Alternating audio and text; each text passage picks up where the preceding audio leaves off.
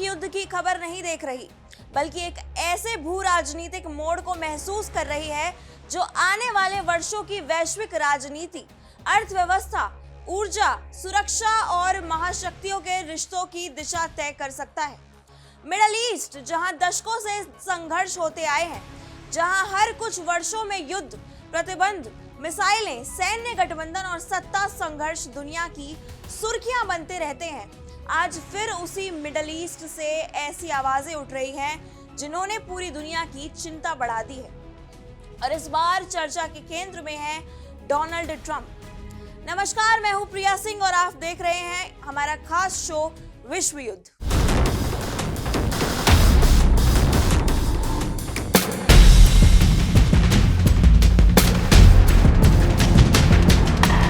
America के पूर्व राष्ट्रपति जो अपने आक्रामक बयानों, अप्रत्याशित फैसलों और ताकत के जरिए शांति वाली राजनीति के लिए जाने जाते हैं, ट्रंप ने दावा किया है कि ईरान के साथ चल रहा युद्ध बहुत जल्द खत्म हो जाएगा। लेकिन इसी बयान के साथ उन्होंने ऐसी चेतावनी भी दे दी जिसने पूरी दुनिया को यह सोचने पर मजबूर कर दिया कि क्या वास्तव में शांति आने वाली है या ये सिर्फ एक बड़े तूफान से पहले की खामोशी है।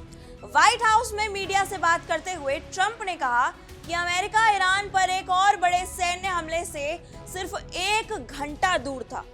उन्होंने कहा कि अमेरिकी सेना पूरी तरह तैयार थी, ऑपरेशन की योजना बन चुकी थी, हमले के लक्ष्य तय हो चुके थे, राजनीतिक टीम सक्रिय हो चुकी थी और किसी भी वक्त कार्रवाई शुरू हो सकती थी। लेकिन आखिरी समय पर यह फैसला रोक दिया गया और इसकी वजह क्या बताई गई? ट्रंप के मुताबिक ईरान ने बातचीत की इच्छा दिखाई। उन्होंने दावा किया कि तेहरान ने अमेरिका से कुछ और दिन मांगे ताकि हालात को शांत किया जा सके और एक समझौते की संभावना पर काम किया जा सके। लेकिन इसके साथ ही ट्रंप ने यह भी साफ कर दिया कि अगर बातचीत असफल हुई तो अमेरिका दोबारा सैन्य कार्रवाई करने में देर नहीं करेगा। यानी दुनिया को एक साथ 2 संदेश दिए गए। पहला, युद्ध खत्म हो सकता है और दूसरा, युद्ध किसी भी क्षण फिर शुरू हो सकता है। यही वो विरोधाभास है जिसने पूरी दुनिया को बेचैन कर दिया है, क्योंकि इतिहास गवाह है मध्य पूर्व में सबसे खतरनाक स्थिति वही होती है जब बातचीत और युद्ध दोनों साथ साथ चल रहे हों, जब राजनयिक बातचीत जारी हो लेकिन सैन्य जहाज भी तैनात हो, जब शांति की उम्मीद दिखाई जाए लेकिन मिसाइल सिस्टम भी सक्रिय रखे जाए। और आज ठीक वही स्थिति दिखाई दे रही है।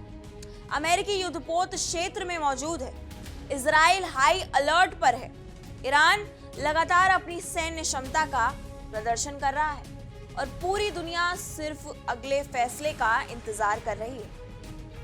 ट्रंप ने अपने बयान में कहा कि अमेरिका ईरान को परमाणु हथियार हासिल नहीं करने देगा। उन्होंने कहा कि ये रेड लाइन है और अगर तेहरान ने उसे पार करने की कोशिश की तो अमेरिका किसी भी हद तक जा सकता है। ये बयान नया नहीं है। पिछले कई वर्षों से अमेरिका और उसके सहयोगी ईरान के परमाणु कार्यक्रम को लेकर चिंता जताते रहे हैं। वॉशिंगटन का आरोप रहा है कि ईरान गुप्त रूप से परमाणु हथियार क्षमता विकसित करने की दिशा में काम कर रहे हैं। हालांकि तेहरान हमेशा इन आरोपों से इनकार करता जा रहा है। ईरान का कहना है कि उसका परमाणु कार्यक्रम सिर्फ ऊर्जा, चिकित्सा और वैज्ञानिक अनुसंधान के लिए है, लेकिन समस्या सिर्फ तकनीक की नहीं, भरोसे की है। और मध्य पूर्व की राजनीति में भरोसा सबसे दुर्लभ चीज माना जाता है। विस्तार से समझने के लिए चलते हैं हमारे सहयोगी आशीष के पास। मिसाइलों की जंग नहीं चल रही है। मिडिल ईस्ट में इस वक्त बातचीत के लिए भी दुनिया परेशान है। दुनिया की 3 सबसे बड़ी ताकतों के बीच रणनीति का महासंग्राम छिड़ चुका है। एक तरफ अमेरिका है जिसके राष्ट्रपति डोनाल्ड ट्रंप लगातार ईरान को धमकी दे रहे हैं, कह रहे हैं कि वक्त खत्म हो रहा है। सीजफायर को लेकर कह रहे हैं कि वो कभी भी टूट सकता है। आईसीयू में आखिरी सांसें गिन रहा है। तो दूसरी तरफ ईरान है जो अब पहले वाला कमजोर और अलग थलग देश नहीं रहा, क्योंकि इस बार तेहरान के पीछे खड़े हैं ये 3 बड़े चेहरे। रूस और चीन, ये तो थे ही, लेकिन जिनपिंग की हम जो बात कर रहे हैं, किम जोंग उन की जो बात कर रहे हैं, किम जोंग उन ने भी कहा था, कह रहे भाई हमारी तरफ भी देख लो, हम भी कुछ मदद कर सकते हैं। और यही वजह है कि ट्रंप 26 बार हमला करने की चेतावनी देकर बैकफुट पर आ गए। यही वजह है कि 26 बार हमला करने की चेतावनी देकर पीछे हट चुके हैं। और यही सबसे बड़ी बात है कि 26 बार हमला करने की कहानी दोहराकर डोनाल्ड ट्रंप ने यू टर्न मारा है। रिपोर्ट देखिए।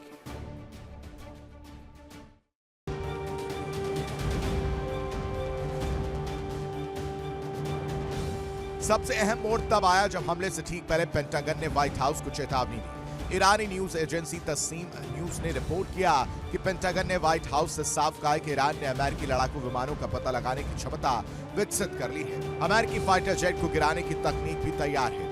अगर हमला किया गया तो ईरान कई अमेरिकी विमानों को तबाह कर सकता है। इस चेतावनी के बाद ही ट्रंप ने हमले रोकने का आदेश दे दिया।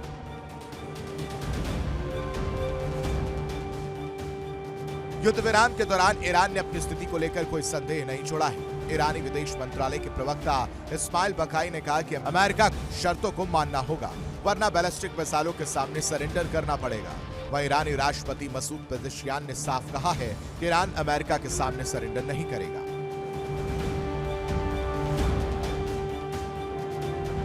ट्रंप ने अपने बयान में यह भी कहा कि अगर डील नहीं हुई तो हमले के लिए तैयार है, क्योंकि अब दूसरा कोई रास्ता नहीं। ईरान को परमाणु हथियार नहीं बनाने दे सकते। हालांकि अब तक के घटनाक्रम को देखते हुए साफ है कि रूस और चीन की संयुक्त रणनीति ने ट्रंप की आक्रमण नीति को हैक कर दिया है।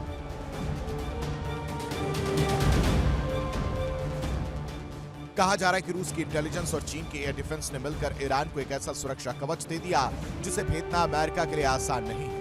यही वो चक्रव्यूह है जिसकी वजह से ट्रंप को बार बार अपने कदम पीछे खींचने पड़ रहे हैं। आने वाले दिनों में यह देखना होगा कि क्या ईरान और अमेरिका के बीच कोई समझौता हो पाता है या ट्रंप एक बार फिर हमले की कोशिश करते हैं। अमेरिका को डर है कि अगर ईरान परमाणु शक्ति बन गया तो पूरे क्षेत्र का शक्ति संतुलन बदल जाएगा। इजराइल पहले से ही ईरान को अपने लिए सबसे बड़ा खतरा मानता है। खाड़ी देश भी तेहरान की बढ़ती ताकत को लेकर चिंतित रहते हैं। और यही वजह है कि यह संघर्ष सिर्फ दो देशों के बीच की लड़ाई नहीं बल्कि पूरे क्षेत्र की राजनीतिक लड़ाई बन चुका है। ट्रंप ने अपने बयान में यह भी कहा कि ईरान की सैन्य ताकत लगभग खत्म हो चुकी है। उन्होंने दावा किया कि ईरानी नौसेना तबाह हो गई है, वायुसेना कमजोर पड़ चुकी है, एंटी एयर डिफेंस सिस्टम नष्ट हो चुके हैं और युद्ध के लिए इस्तेमाल होने वाले कई हथियार खत्म हो चुके हैं। उन्होंने यहां तक कहा कि इस संघर्ष में ईरान के कई बड़े नेता भी मारे जा चुके हैं। हालांकि इन दावों की स्वतंत्र पुष्टि पूरी तरह स्पष्ट नहीं है, लेकिन इतना जरूर है कि लगातार सैन्य तनाव, आर्थिक प्रतिबंध और अंतरराष्ट्रीय दबाव ने ईरान को कमजोर जरूर किया है। ईरान की अर्थव्यवस्था लंबे समय से प्रतिबंधों का सामना कर रही है। उसकी मुद्रा पर दबाव है, तेल निर्यात प्रभावित हुआ है, विदेशी निवेश कम हुआ है और आम जनता महंगाई और आर्थिक संकट झेल रही है। लेकिन इसके बावजूद ईरान पूरी तरह झुका नहीं है और यही बात अमेरिका के लिए चुनौती बनी हुई है, क्योंकि तेहरान सिर्फ सैन्य ताकत से नहीं बल्कि अपनी रणनीतिक स्थिति से भी मजबूत माना जाता है। ईरान के पास क्षेत्रीय प्रभाव है, उसके सहयोगी कई देशों में सक्रिय है, उसकी मिसाइल तकनीक लगातार विकसित हुई है और सबसे बड़ी बात, वो हॉर्मूज स्ट्रेट के बेहद करीब स्थित है, वही समुद्री रास्ता जिससे दुनिया के बड़े हिस्से का तेल गुजरता है। अगर वहां तनाव बढ़ता है तो पूरी दुनिया की अर्थव्यवस्था हिल सकती है और यही वजह है कि ट्रंप के युद्ध खत्म होने वाले बयान के साथ ही तेल बाजारों में हलचल तेज हो गई है। ट्रंप ने कहा कि अगर ये संघर्ष खत्म होता है तो तेल की कीमतें तेजी से गिरेंगी। उन्होंने दावा किया कि दुनिया में तेल की कोई कमी नहीं है, लेकिन विशेषज्ञ कहते हैं कि तेल सिर्फ सप्लाई से नहीं बल्कि डर से भी महंगा होता है। जब दुनिया को लगता है कि हॉर्मूज स्ट्रेट खतरे में है तो बाजार घबरा जाते हैं। जब युद्ध का डर बढ़ता है तो तेल की कीमतें ऊपर चली जाती हैं और यही कारण है कि मध्य पूर्व का हर संकट सीधे वैश्विक अर्थव्यवस्था से जुड़ जाता है। भारत जैसे देशों के लिए ये स्थिति और भी महत्वपूर्ण है, क्योंकि भारत अपनी ऊर्जा जरूरतों के लिए बड़े पैमाने पर तेल आयात करता है। अगर तेल महंगा होता है तो उसका असर सिर्फ पेट्रोल पंप तक सीमित नहीं रहता। महंगाई बढ़ती है, ट्रांसपोर्ट महंगा होता है, खाद्य कीमतें प्रभावित होती हैं, उद्योगों की लागत बढ़ती है और तो और आम लोगों की जिंदगी पर सीधा असर पड़ता है। यानी ईरान और अमेरिका के बीच तनाव दिल्ली, मुंबई और दुनिया के दूसरे शहरों की अर्थव्यवस्था तक पहुंच जाता है। लेकिन इस पूरी कहानी का एक और महत्वपूर्ण पहलू है, डोनाल्ड ट्रंप की राजनीति। ट्रंप हमेशा से खुद को मजबूत नेता के रूप में पेश करते रहे हैं। उनकी राजनीति का बड़ा हिस्सा दबाव बनाओ, ताकत दिखाओ और फिर डील करो वाली रणनीति पर आधारित रहा है। वो पहले विरोधी पर मानसिक दबाव बनाते हैं, फिर सैन्य ताकत का संकेत देते हैं और उसके बाद बातचीत की पेशकश करते हैं। और यही रणनीति इस पूरे बयान में भी दिखाई देती है। एक तरफ तो उन्होंने कहा कि अमेरिका हमला करने के बेहद करीब था, तो दूसरी तरफ कहा कि हमने शांति का मौका दिया। यानी संदेश साफ था, अगर समझौता होगा तो अमेरिका बातचीत करेगा, अगर नहीं तो सैन्य कार्रवाई भी संभव है। लेकिन सवाल यह है कि क्या ईरान वास्तव में समझौता करेगा या ये सिर्फ समय हासिल करने की रणनीति है।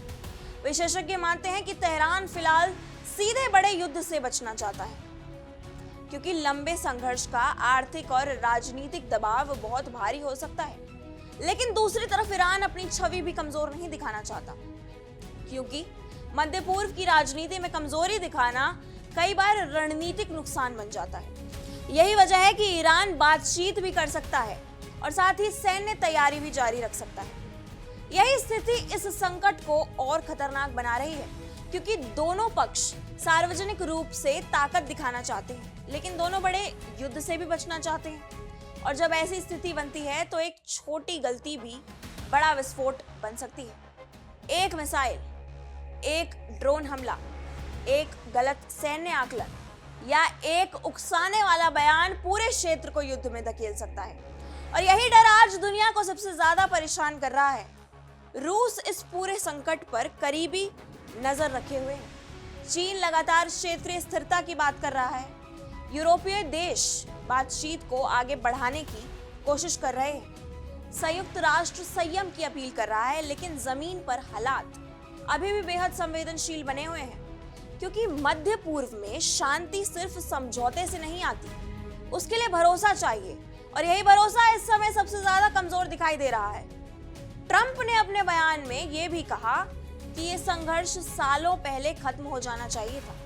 ये सिर्फ एक टिप्पणी नहीं थी, बल्कि पिछले अमेरिकी प्रशासन, पुरानी नीतियों और पूरी पश्चिमी रणनीति पर हमला भी माना जा रहा है।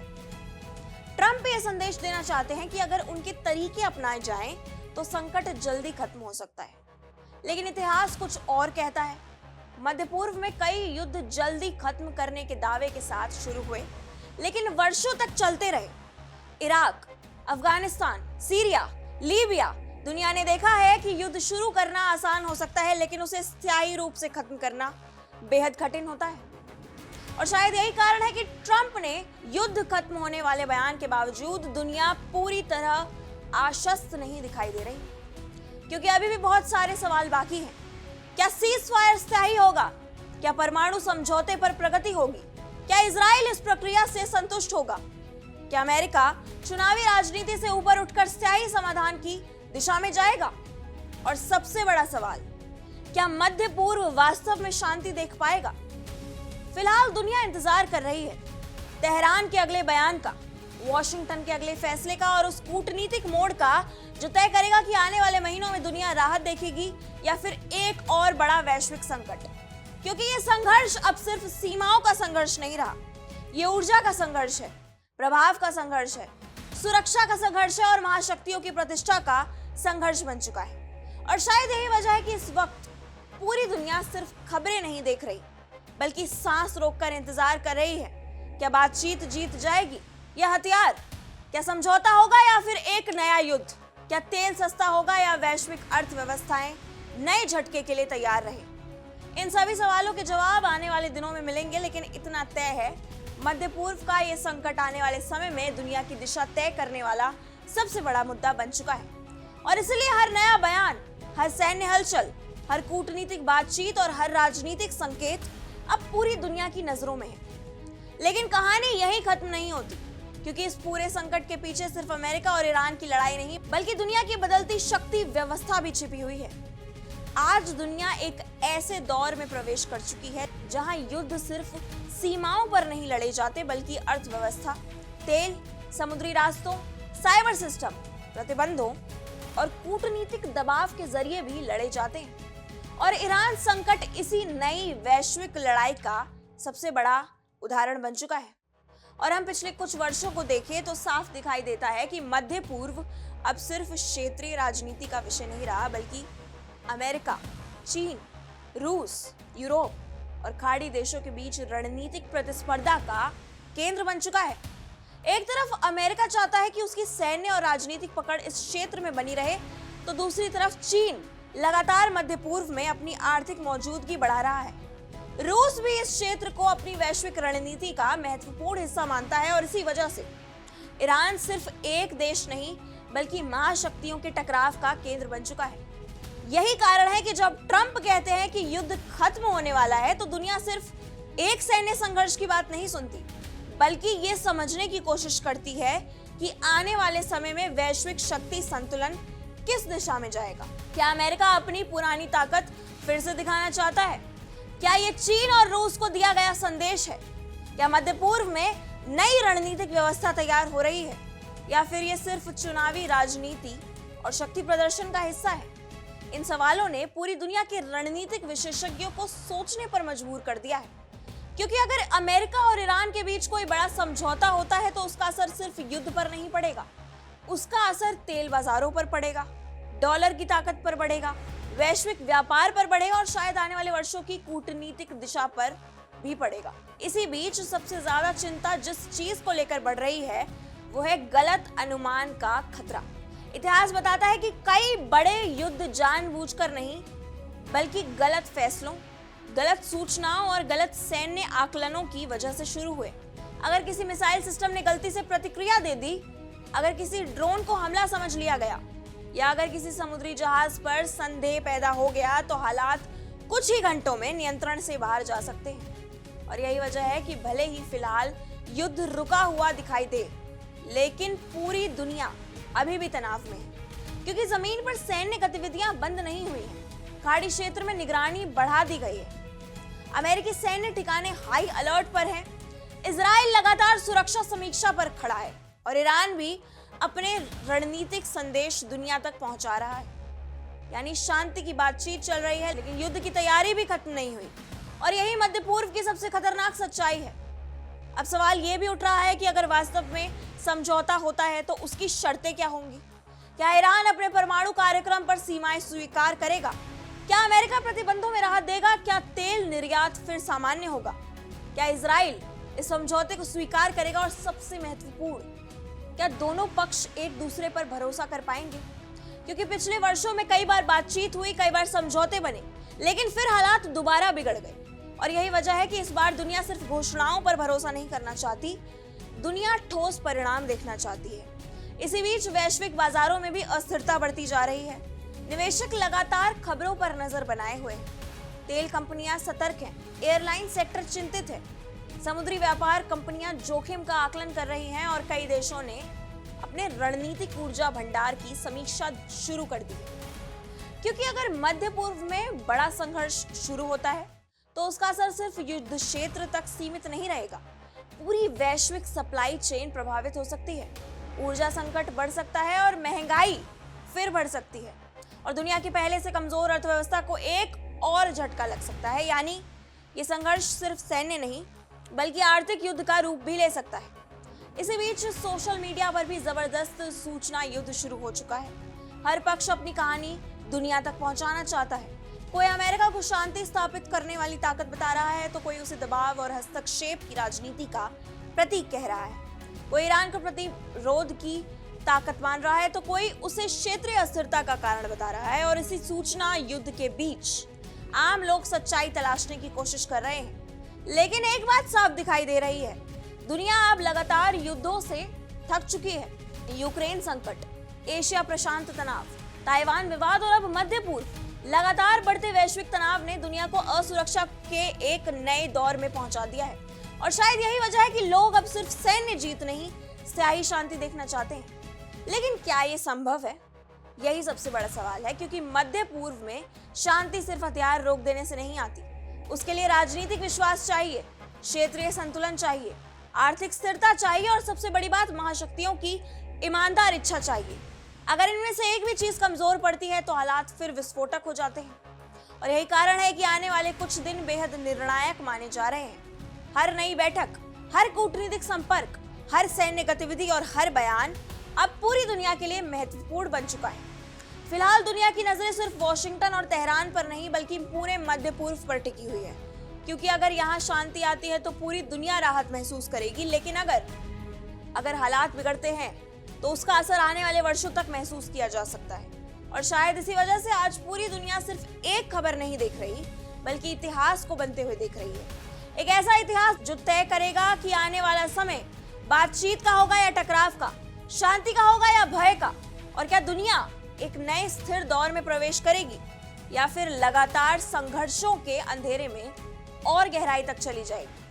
फिलहाल इंतजार जारी है, निर्णय का, समझौते का या फिर उस अगले कदम का जो पूरी दुनिया की दिशा बदल सकता है। फिलहाल के लिए इतना ही। देश और दुनिया से जुड़ी तमाम बड़ी खबरों के लिए जुड़े रहिए इंडिया डेली के साथ और देखते रहिए हमारा खास शो विश्व युद्ध।